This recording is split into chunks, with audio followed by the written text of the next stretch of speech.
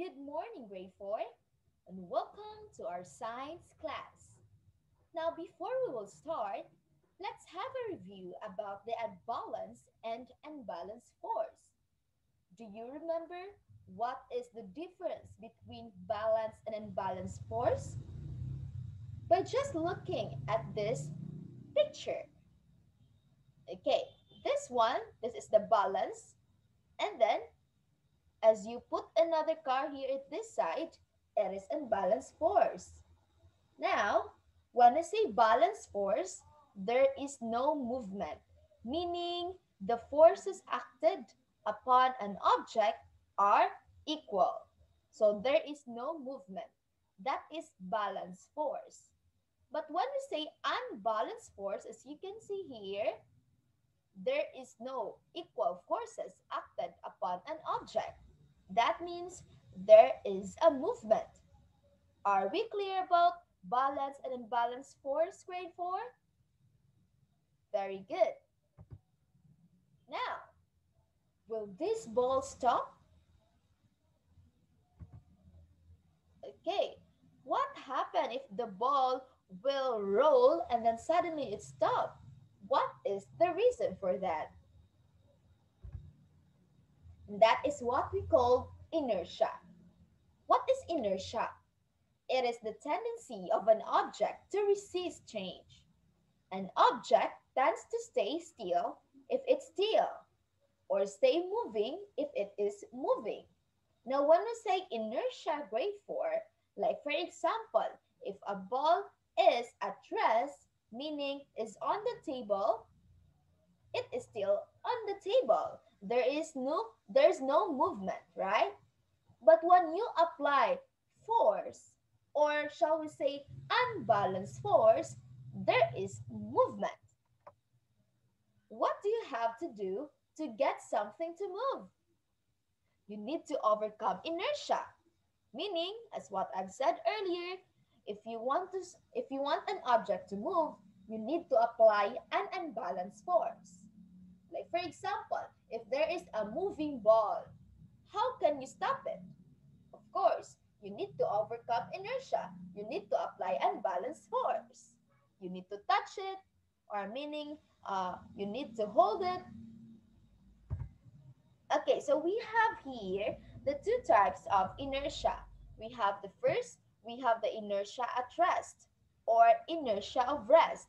It is the tendency of an object at rest to remain at rest acted upon by an unbalanced force.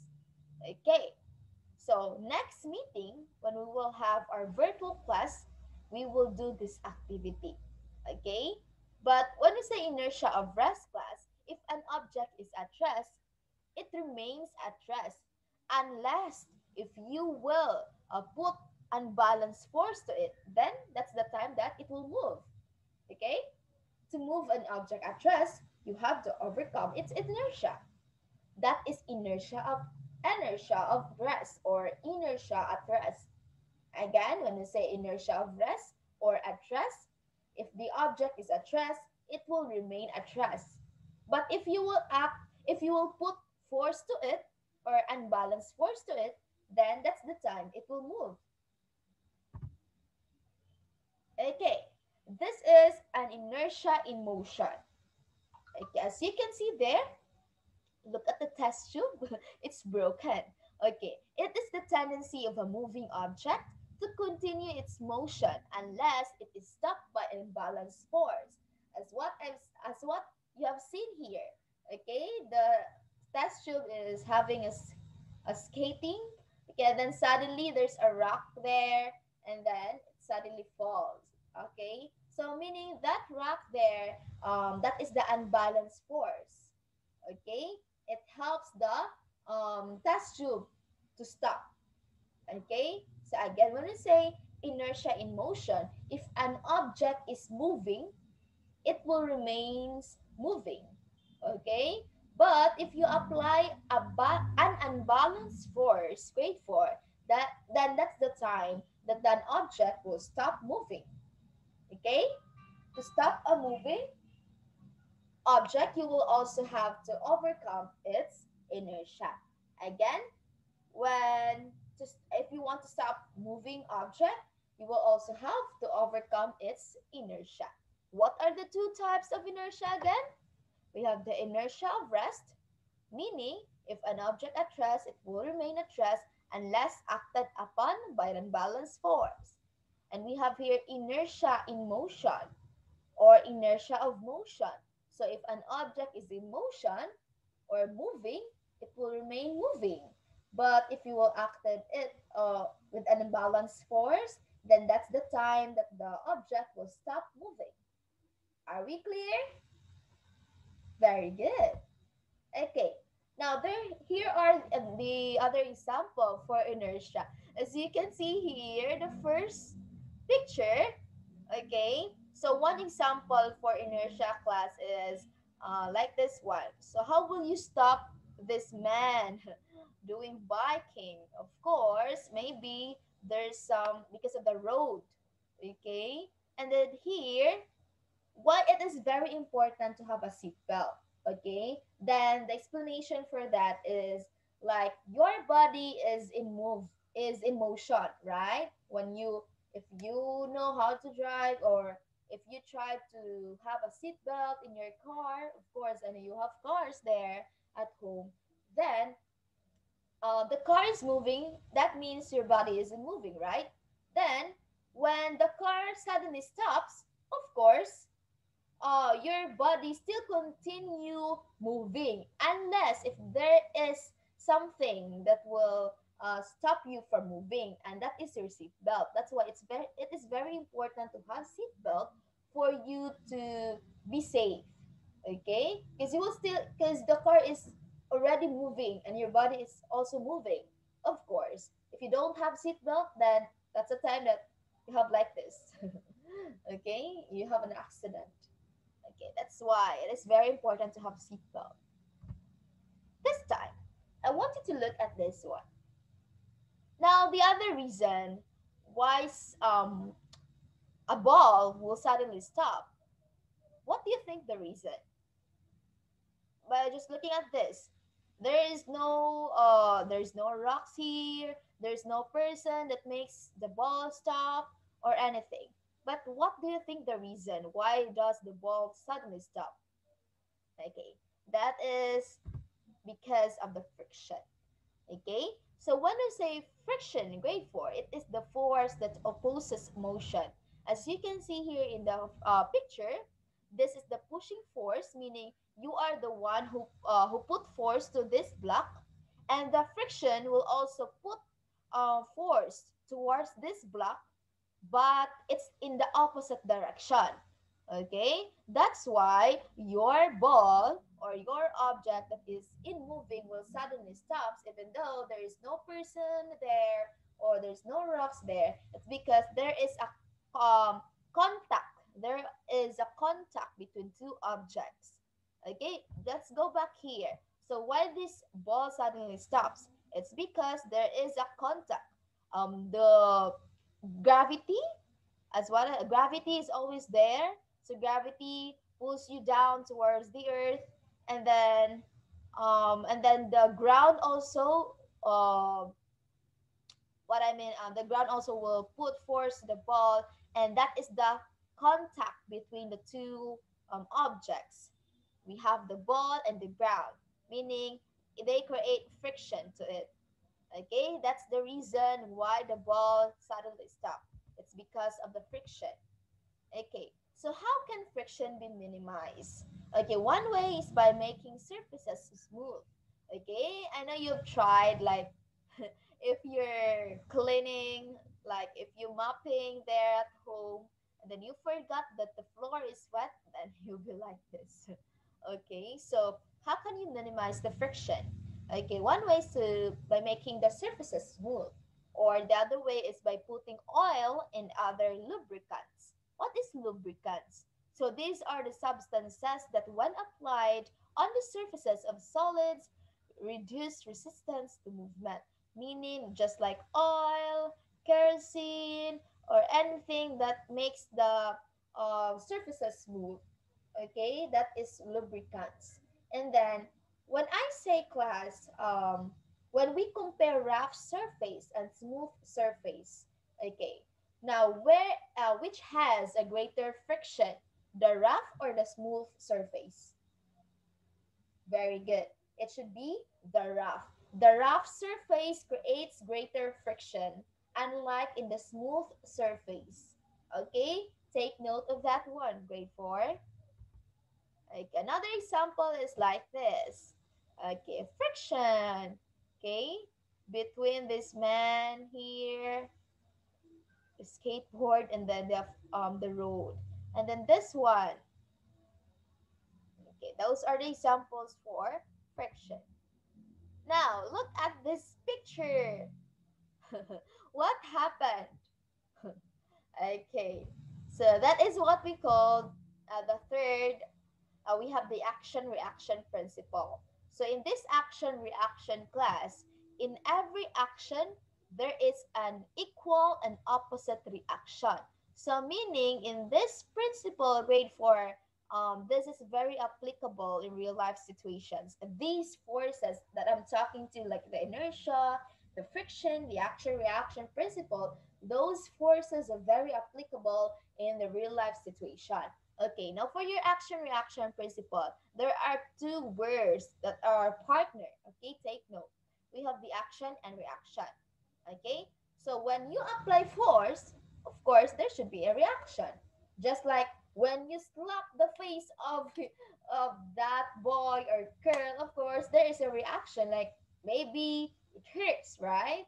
Or like if you try to punch the door, diba? Your hands will get hurt, right? It's because you apply too much force to the door. Okay, let's explore more on this principle. Okay, now as you can see here in this picture, this is an example for action reaction principle. Okay, what do you mean by action reaction principle? Again, when we say action reaction principle, in every action there is an equal and opposite reaction. Meaning, okay, so when you apply force to a door, let's have an example. You punch the door slowly. Of course, it's not really hurt, right? Because you didn't put too much force to the door. But when you apply too much force to the door, it gets hurt, right? It's because when you apply force to the door also will give back the same amount of force towards you or towards your hands. That's why you feel pain. You feel the pain. You get hurt. Are we clear? Again, when we see action reaction principle, grade 4, like for example, when you apply force, too much force to the door, of course, the door will give you back the same amount of force towards your hands. That's why you feel the pain. You feel hurt. Okay, you get hurt. Okay, that is the action reaction principle. Another example is um, like you're walking, okay, like your mother will say, hey Joshua, you wash the dishes, but you don't like to wash the dishes, so you will just stomp your feet too hard, okay, and then when you stomp your feet too hard, then you get hurt. Okay, you get hurt, or maybe your feet will get hurt, okay, because you stomp your feet too hard. Okay, that means you apply too much force to the ground, and also the ground will also give back the same amount of force towards your feet. That's why you feel the pain, you get hurt. Okay, that is the action reaction principle, grade 4. Are we clear? Okay, let's have a refresh again. Let's have the inertia. When we say inertia, class, it is the tendency of an object to resist change. So meaning, here the inertia of rest, we have the two types. When we say inertia of rest, if an object is at rest, meaning it is not moving, it will remain not moving, right? But if you apply unbalanced force to an object, then that's the time that it moves. Okay, that is inertia of rest. Now, here in inertia of motion, if an object is in motion, of course, it will remain in motion. Unless if you put unbalanced force to it, then that's the time that it will stop moving. Okay, that is the concept of inertia. Okay, and here, the second is the friction. So when I say friction, it is the force that opposes motion. Okay, so just like what is the reason why does the ball suddenly stops even though it is there's no rock, there's no person that makes it stop. Okay, and the reason for that is the friction, meaning there is a contact. Okay, contact between the two objects like the ball and the ground. Okay, now when we compare class the rough and the smooth surface, which has a greater friction? Very good, the rough surface. Very good. And we have the last one, we have the action reaction principle. So meaning when you apply force towards an object, of course that object also will give you back the same amount of force towards you. That's why, as you can see in this picture, a boxer, okay, punch his face. Okay, that's the action. And then the reaction is that, of course, the boy will or the man feels the pain. Okay, because the boy or the man here on this side gives too much force. Okay, and also when you punch the door too hard, of course, you feel pain. You get hurt because you applied too much force. And also that door will give you back the same amount of force towards you. Okay, that is the action reaction principle. Okay, now this time, I want you to answer these five questions. Okay, what first is what is inertia? Number two, differentiate inertia at rest and inertia in motion. And for the third, what is friction? For the fourth, what are lubricants? And number five, what is the action reaction principle? You can pause this video to copy the questions. And after you answer these questions, I want you to send pictures of your answer in Cerebro. Deadline is today. I will be waiting for your answers. Okay? On the next meeting, grade 4, I want you to bring one glass, okay, one small cartoon or like this rectangular shape or square shape. Okay, next is coin, any coins like 10 pesos or much better if 1 peso coin, and then marble, one marble, or if you don't have marble you can have small ball, not the basketball, the ball. Okay, a marble or a small ball, and then one sandpaper. So I have here an example here, sandpaper. So I want you to bring the following materials on the next meeting. Since we don't have class on Wednesday and Thursday, so you will bring the materials on next week. Okay? Okay, that's it for this morning, grade 4.